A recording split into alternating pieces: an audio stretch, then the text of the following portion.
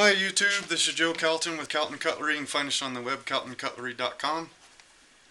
Just finished up the last video, and I think there's something that I didn't make very clear, or maybe I didn't talk enough about it. And that is the ideal edge. Okay, now the ideal edge is something that pretty much only the user of the knife can sharpen to get. Okay, because they're the person that knows what that knife went through from the moment it was taken off the stone until throughout the lifetime of the edge and until the knife gets put back to the stone. Okay, so I want to talk about the ideal edge. All right, now this correlates to I would say normal use type knives, you know, utility knives. I'm not talking about sharpened pry bars, rough use knives.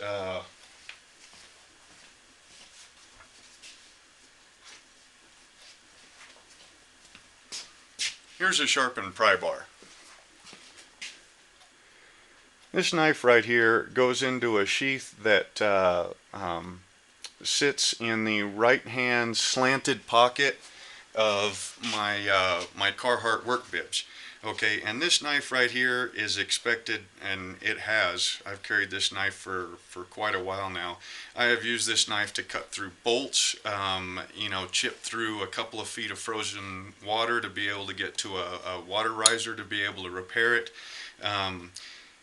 You know, cut miles and miles of insulation. I mean, used it to pry open doors and windows. I mean, this knife has seen an awful lot, and it's mostly a sharpened pry bar. And you know, that's what I wanted this knife to do. Okay, I'm talking about, you know, chef's knives, or you know, everyday carry type knives, or small game knives. You know, knives that are used mainly to cut. They're not expected to be used as pry bars. Their main purpose in life is to cut things, and cut things for as long as they can, with a high degree of efficiency. Okay, so, and actually, tell you the truth, choppers fall into that same category also, because choppers, in my mind, are working knives. They're meant to chop, and chop and chop, and they're not really meant to be pry bars. They're meant as, you know, wood processors. Okay, so most of your working knives like that, not sharpened pry bars, but working class knives, those knives are, most of them, especially your production knives, are far too thick for what they could be. In the last video I was talking about how an edge gets dull, through wear or through damage. Okay, now when you're after that ideal edge, an edge that will cut with the least amount of force but still have enough strength for the normal usage that it has, that's what you're looking for when you go to examine your edge before you sharpen it again, on, say, an everyday carry knife or a chef's knife. Okay, if you look at that edge and you are not getting any damage, okay, try sharpening it at a lower angle. And we'll go over angles when we get to the stones and everything, but basically, let's see, where's a stone? Here's one.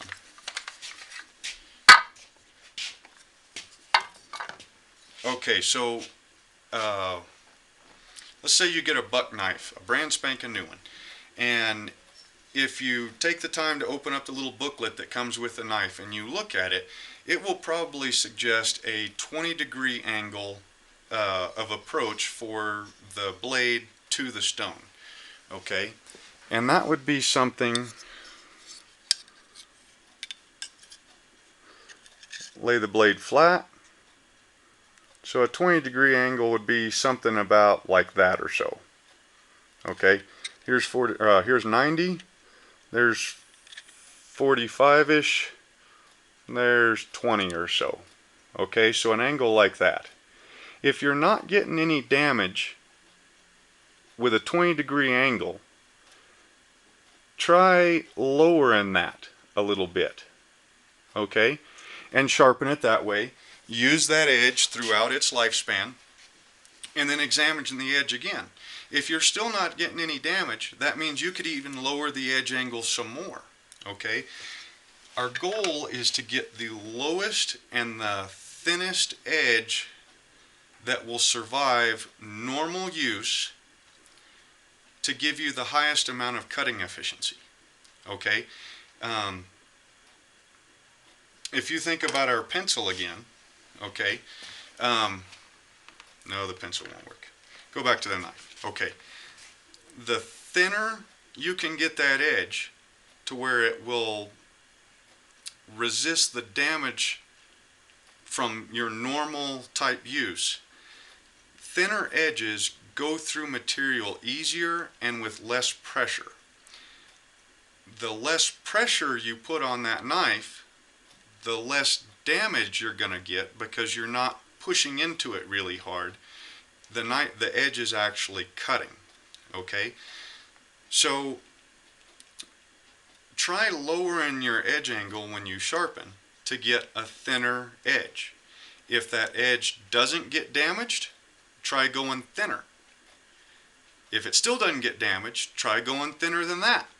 The second it starts getting damage from what you consider normal use, stop right there at that edge angle, and probably your next sharpening at that edge angle, as it thickens up through the blade, will be just about perfect for what it is that you normally cut, your hand strength, the way you cut things. If, on the other hand, though, you are getting lots of damage at the edge angle that you were sharpening at, then increase your sharpening angle just a couple of degrees and use the knife and see if that edge damage goes away. That is truly what we're after when we're sharpening a knife. Anybody can get a knife sharp again. I've said it before and I'll say it again. If you have enough control over your fingers that you can write your name on a piece of paper, that's about 50 times more control over your hand than what you'll need to sharpen a knife. Really, sharpening a knife it takes about as much control over your hands as grabbing a sponge and scrubbing a stain off of a bit of food that was stuck to a pan after you cook dinner. That's about the amount of dexterity that you need in your hand to be able to sharpen a knife. It truly is that simple. But to sharpen that knife to the ideal edge for you and your cutting style, that's the part that we're after, going through, comparing to a pencil and all my other blabbing and everything. Anyway, that was just another thought. I don't know how to edit videos to be able to add that into the last one, so you get a whole nother one. Anyway, hope you enjoyed the video, and we'll see you next time.